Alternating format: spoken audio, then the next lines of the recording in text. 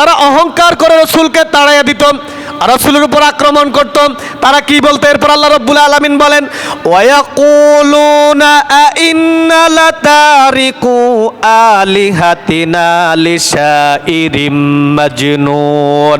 তোরা রাসূলুল্লাহ সাল্লাল্লাহু আলাইহি ওয়াসাল্লামকে তারা বলতো, অহংকার করে রাসূলুল্লাহ যখন তাদের কাছে দ্বীনের দাওয়াত নিয়ে যেতেন, ইমানের দাওয়াত নিয়ে যেতেন, ইসলামের দাওয়াত নিয়ে যেতেন, কাফেররা তাদেরকে কাফেররা রাসূলুল্লাহকে বলতো, ওয়ায়াকুলুনা তারা বলতো, আইন্না লাতারিকু আলিহাতিনা লিশাইরিম মাজনুন।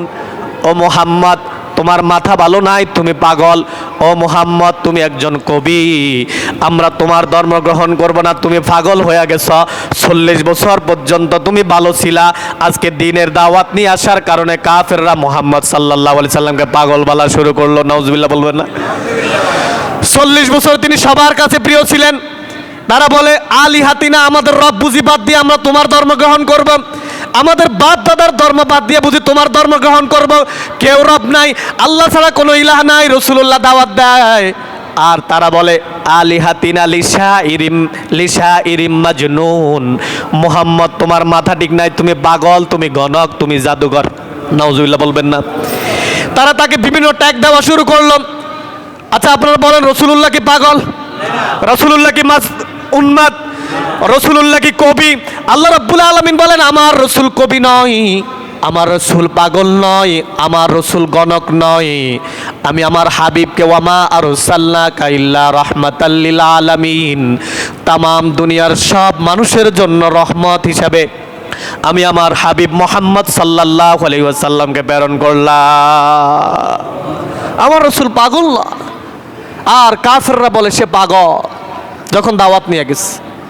আমরা বুঝি আমাদের বাপদাদার ধর্ম ছেড়ে দেব, আমরা বুঝি লাত উজ্জাত মানাতের ধর্ম ছেড়ে দেব, আমরা বুঝি যে মূর্তির পূজা করতাম সারা জীবন, যে রবকে আমরা হাত দিয়ে বানাইছি তা বুঝি ছেড়ে তুমি বাচ্চা মানুষ, আমাদের ওরসে থাকা তুমি আমাদের সন্তান, আমরা বুঝি তোমার ধর্ম গ্রহণ করবে, সেটা কখনো হতে পারে না। আল্লাহ রাব্বুল আলামিন তার হাবিবের সার্টিফিকেট দিয়ে বলেন, কাফেররা বলে পাগল। আল্লাহ রাব্বুল আলামিন বলেন, ওয়ামা সাহিবুকুম বিমাজনুন।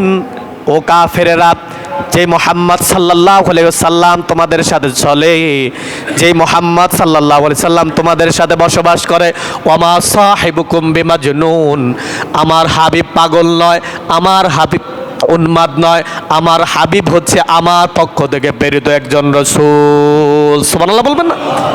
আল্লাহ বলে পাগল নয়। আর কাফেররা যখন তাদের বাপদাদার ধর্মের বিরুদ্ধে গেছে, তারা বলে পাগল। আল্লাহ রাব্বুল আলামিন বলেন, আমার হাবিব পাগল নয়। আমি আমার হাবিবকে কেমন চরিত্র দিলাম? আল্লাহ রাব্বুল আলামিন সূরা কলমের ভিতরে বলেন, ওয়া ইন্নাকা লাআলা খুলুকিন আযীম।